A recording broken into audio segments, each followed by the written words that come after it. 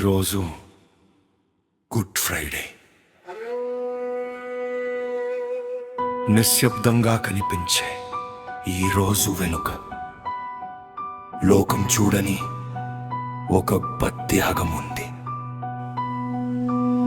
2000 సంవత్సరాల క్రితం నీకోసం, నా కోసం, మనందరి పాపాల కోసం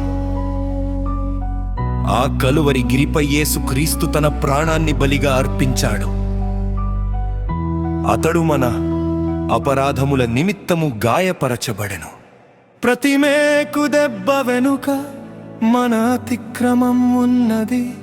ప్రతి అవమానం వెనుక మన పాపం ఉంది. అయినా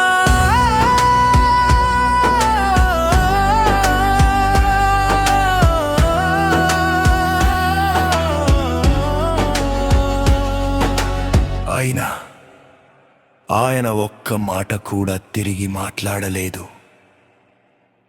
తనను హింసిస్తున్న వారిని చూసి కూడా. ఆ కరుణామయుడు ఏమన్నాడో తెలుసా? తండ్రి, వీరిని క్షమించుము, వీరు ఏమి చేయుచున్నారో వీరికి తెలియదు. ఆ క్షమాపణే మనకు జీవం. ఆ రక్త